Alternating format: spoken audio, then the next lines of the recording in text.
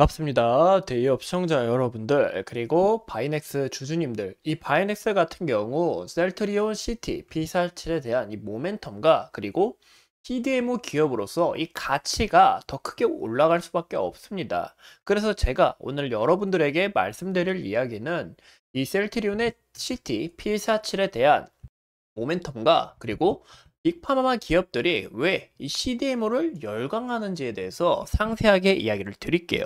그러면 과연 이 바이넥스가 이 빅파마 기업들의 부분에서 어떤 수혜를 받을 수 있는지, 이런 부분이 앞으로 주가 상승과 이 기업 가치에 있어서 중요한 포인트가 되지 않을까 싶습니다.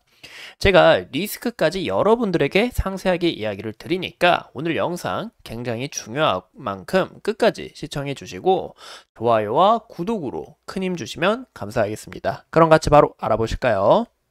이 셀트리온이 작년 말에 자가 면역 질환 치료제인 이 악트람 바이오시밀러인 이 CTP47을 3인상 완료 후에 이 FDA에 신청을 완료했습니다. 근데 이 CTP47 생산 공장이 바로 바이넥스라는 거예요. 2023년 7월에 탐방을 완료했고, 그리고 12월에 이 MDR 진행까지 있었습니다. 최근 이 스터디에서 발표를 하면서 이 FDA에서 3상이 승인 날 경우에 이 모멘텀은 더욱 커질 수밖에 없고 실적 향상도 더욱 올라가지 않을까 전망을 하고 있습니다. 또 무엇보다 이 바이넥스의 캐파를 좀 중요시 보시는 게 좋을 것 같은데요. 이 바이오 CDMO 기업 중 총 12,000리터급을 보유하고 있습니다. 송도 5,200리터 그리고 오송 7,000리터를 보유하고 있고, 이 설비 캐파가 1,000억 정도 되고 이 가용 캐파가 800억 수준 정도 되는데, 제가 이 내용은 이 셀트리온하고 엮어서 한 번 더 말씀드릴 예정이에요. 그럼 우리가 한번 알아보기 전에 이 CDMO 같은 경우 이 생산 캐파에 따라 보시는 것처럼 이 메가 스케일 그리고 스몰 미디움 스케일로 나뉠 수가 있습니다. 이 메가와 이 스몰 미디움 같은 경우 이 서로 특징이 달라지는데요. 이 메가의 경우는 이제 글로벌 상용화 제품을 생산하고 있고, 스몰 미디움 같은 경우 임상 테스트와 지역별 상용화 제품을 생산한다라고 보시면 좋을 것 같습니다.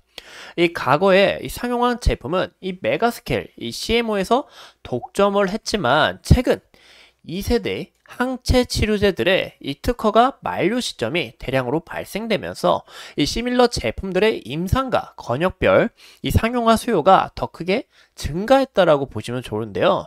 즉, 이 CGMP 기준을 충족하는 이 CDMO 기업들의 가치가 굉장히 더 올라갔다라고 보시면 좋을 것 같아요. 이 CGMP가 그러면 과연 뭐냐? 바로 미국 FDA가 인정하는 이 약품 품질 관리 기준 만족 시설인데요. 이 바이넥스 같은 경우 국제 기준 이 CGMP, EUGMP를 보유한 이 준수한 시설이 3개 있다라는 겁니다. 이런 부분에 있어서 이 모멘텀은 더 크게 작용될 수밖에 없고, 그리고 제가 아까 말씀을 드렸잖아요. 이 캐파에 대해서 제가 이 캐파에 대해서 한 번 더 강조해서 이야기를 드리자면, 이 보시면 설비 캐파가 1,000억이고 가용 캐파가 800억이에요. 그 이유가 뭐다? 바로 주로 소규모 임상을 맞다 보니까 이 한 가지 약품을 생산하면 임상 생산으로 인해서 총 설비 캐파의 이 80% 수준만 사용 가능합니다. 왜냐, 우리가 지속적으로 또 청소하는 부분도 있고 지속적으로 이 임상을 실험하는 데 있어서 이런 부분에서 이 80% 수준만 가능하다라는 거죠. 근데 만약에 이 바이넥스가 이 셀트리온이 FDA 승인하게 될 시 임상 캐파와는 달리 이 양상 캐파 효율성이 더 좋기 때문에 가동률이 더 올라가고 이 재무 구조도 더 크게 상향될 수 있다. 이런 부분에서 모멘텀이 크게 작용이 될 수 있다는 것과, 그리고 무엇보다 이 CGMP 공장 인증으로 인해서 이 멀티플이 향상이 되고 다품종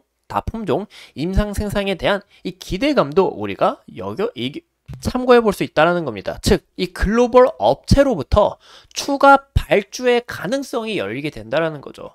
그래서 이런 부분이 굉장히 중요하다는 것과, 그러면 왜 과연 이 빅파마 기업들이 CDMO를 열광하고 있느냐, 이런 부분이 굉장히 중요하겠죠. 이 CDMO로 더 부각되는 이유, 제가 상세하게 이야기를 드리자면, 이 치료제 특허 같은 경우 보통 유럽은 10년, 미국 같은 경우는 이제 20년이라는 시간이 보유됩니다.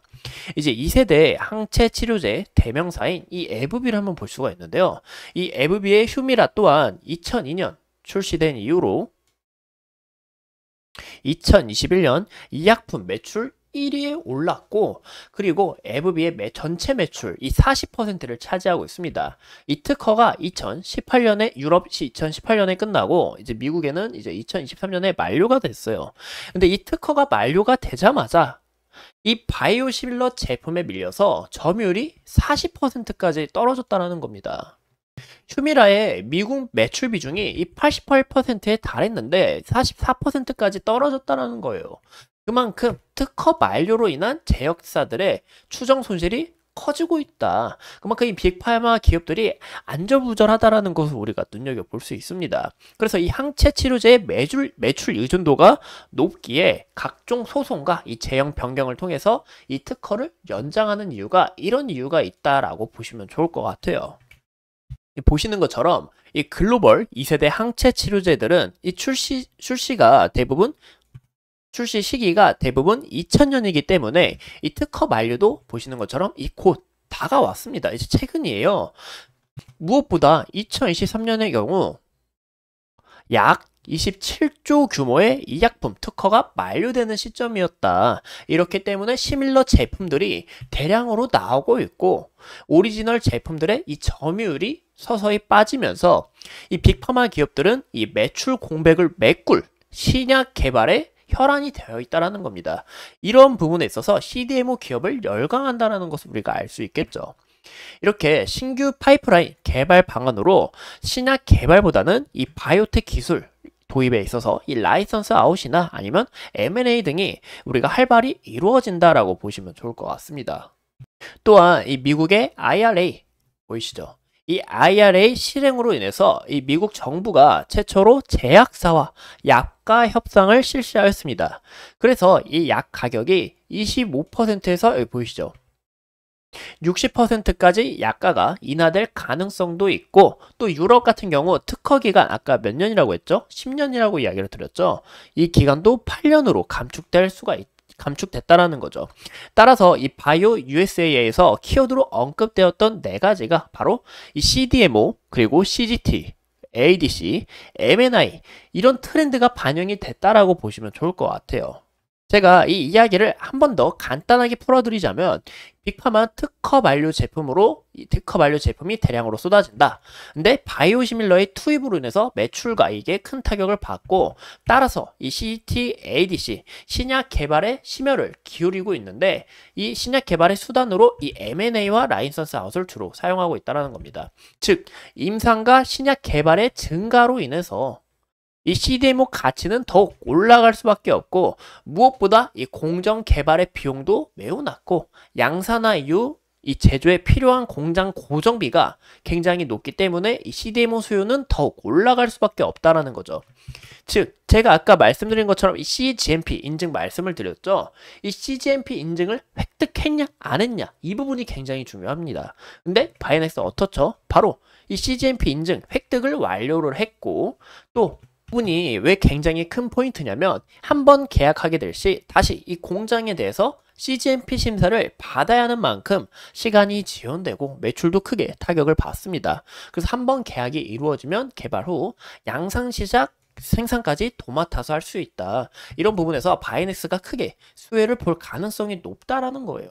그래서 우리가 이런 CDMO 기업들을 좀 유심히 보셔야 된다는 것과 제가 아까 말씀드린 것처럼 이 셀트리온에 대해서 이야기를 드렸습니다. 이 CGMP 공장 인증으로 해서 이 멀티플이 상향되고 이 다품종 임상 생산 이 글로벌 기업들의 수주를 받을 가능성이 더 높아졌다는 거죠. 그래서 이 바이넥스 같은 경우 이슈가 끊임없이 나올 가능성이 높아졌다라고 보시면 좋을 것 같습니다. 이 무엇보다 우리가 이제 바이넥스의 차트를 보시면 이 바이넥스가 어제 미친 듯한 상승세를 보여줬어요.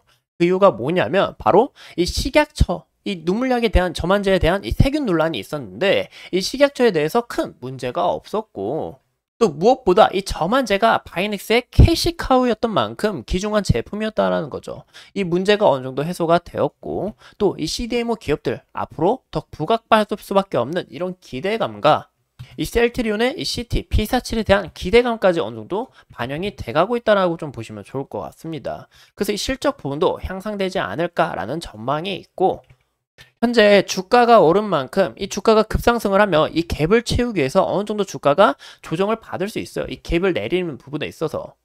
그렇기 때문에 현재 주가가 안 좋은 모습이다 이렇게 말씀드리기는 어려운 부분이고, 이 과거의 돌파 자리와 그리고 과거의 지속적인 이 저항과 지지라인 구간에서 이 구간 이탈이 나오는지 안 나오는지가 이 부분이 좀 중요해 보이지 않을까라고 보고 있습니다. 근데 무엇보다 굉장히 중요한 거는 보시는 것처럼 이 21선 지지를 받아준 만큼 21선이 또 저항 라인으로 작용을 했어요. 근데 21선 돌파를 하면서 큰 힘을 보여줬다. 이런 부분이 굉장히 좀 중요하지 않을까라고 보고 있습니다. 그래서 현재 구간에서 어느 정도 물량을 소화하는 과정에 있고, 또 오늘 같은 경우는 이란과 이스라엘의 이런 미사일에 대한 이슈가 좀 퍼지면서 주가가 어느 정도 좀 조정을 받았다. 잠시 쉬어가는 구간이다 라고 좀 볼 수도 있지 않을까라고 말씀을 드리고 싶어요. 근데 무엇보다 저는 이제 여러분들에게 말씀을 드리고 싶은 거는 이 상승 추세에서 이 하락 추세에서 상승으로 전환했다는 부분과, 근데 이런 부분이 굉장히 좋지만 이 리스크도 여전히 존재합니다. 그럼 우리가 리스크 요소 한번 이야기를 드려보자면, 이 시약처에 대해서 좀 안 좋은 이슈가 있었고, 또 이중장부 의혹에 대한 문제와 이 과거에医薬품 불법 제조에 대한 논란으로 이 부산 공장이 압수수색 당했었습니다. 이런 나쁜 이미지도 아직 남아있기 때문에 이런 부분에서 과연 수주를 맡을지 안 맡을지는 어느 정도 좀 불확실하다라는 것도 우리가 참고해 주시면 좋을 것 같아요. 왜냐, 이런 기업의 이미지, 또 우리 사람들의 이미지도 굉장히 중요하잖아요. 그런 것처럼 이 바이넥스의 이미지는 과거의 이미지를 되돌아봤을 때 좀 좋지 않은 모습을 나타낸 부분도 있다. 이런 부분이 또 리스크로 작용될 수 있다는 것도 참고해 주시면 좋을 것 같습니다. 이상 이 바이넥스에 대해서 함께 알아봤고, 앞으로 추가적인 이슈 제가 끊임없이 살펴보면서 여러분들과 끝까지 함께 하도록 하겠습니다. 오늘도 이렇게 소중한 시간 내서 영상 시청해 주신 점 감사합니다.